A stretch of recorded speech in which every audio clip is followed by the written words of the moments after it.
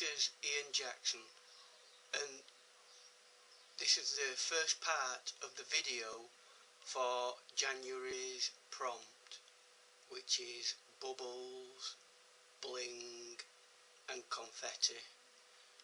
What we're going to do is look at the background first, and we're going to create bubbles. So the video coming up will be a demonstration on how I created the bubbles for the background, although it's not the one that I use for the final piece of work. So enjoy the video and keep supporting the group. We're really enjoying everything that we're seeing, and we'll look at the video now. Here we have a brief overview of the equipment that we'll be needing. Obviously you'll need some paper, and I'm going to use this watercolour paper. It's rowney basic watercolour paper. Another important tool we'll need is one of these water squeegee things, and masking tape for the paper, obviously. We'll need some black Indian ink to go into this little pot here with a straw, because we'll be blowing bubbles. And we'll also be, before we do any bubbles, we'll be adding brusho, which is a powder that acts like a watercolour. You'll also need something to blot your paper if it gets a bit out of hand, and it does sometimes with the amount of water that you put on things. And I'll also be using Chinese rice paper, and you might wonder why there's a spoon there. The spoon will be used a lot, that's the main tool, so we'll see in the video. So that's the tools really, and the equipment that I've used for this section of the video. First we'll use a spritzer to wet areas of the paper randomly, not all in a uniform way.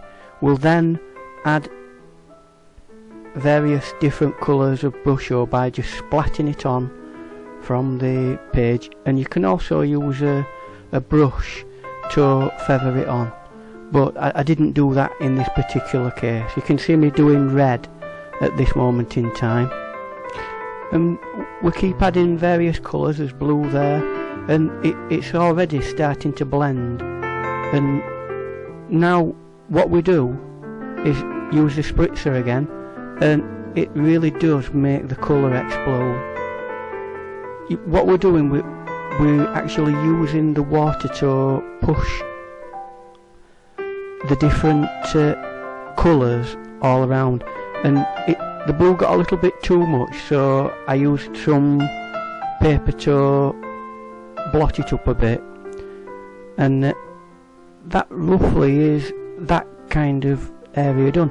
What I'm doing now is blotting and drying the paper with some Chinese rice paper, and the good thing about this is that you can make another image from it later on. It can be used for a different project, that if you do several layers of that, and that's what I've done with the layers. So now we're looking at adding the bubbles. So this is in a small container. You can see me blowing it now. It's Indian ink and some washing liquid with some water.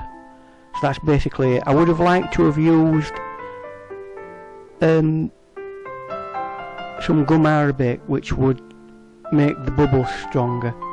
Now this is the reason why I'm using a spoon. I scoop the bubbles off the top surface, and really that's basically what I do for the rest of this video, but I do obviously alter and change things, but the results are a lot better when you're using gum arabic with it, because the bubbles tend to stay a lot stronger. And I would water the ink down a bit more, because it was slightly dark, this one. So that's another tip that you can take on. So we keep going through this process. I've actually put the bowl onto the picture itself and let it overflow there. Didn't quite work that, but we'll sort that out. It dries actually a lot lighter than what you think it's going to. And now I'm adding some red. Now I made this up by adding some solution of water and soap suds with some red brusho. Now if you've not got any brusho, you can actually use gouache or watercolour in the solution to alter the colour, and that goes for the background as well, but it needs to be quite wet. So we keep putting layer after layer of this on, and it can be various different colours.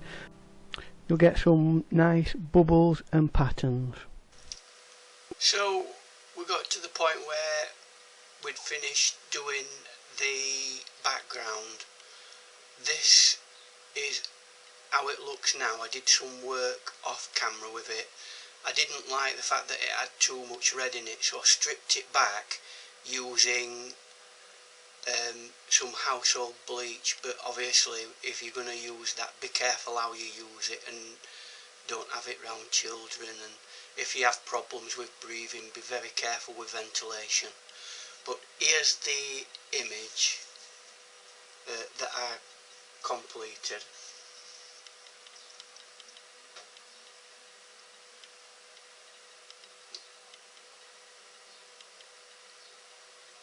And I'll do a still of that. So that would be the starting basis for the background. I'm going to embellish it in the next tutorial with various other things such as the bling and the confetti. So stay tuned for that in our next episode, where we'll look at the rest of this picture, and I'll also be doing a bonus video on how to reproduce this, digitally speaking, and enhance it even more. So see you later, bye.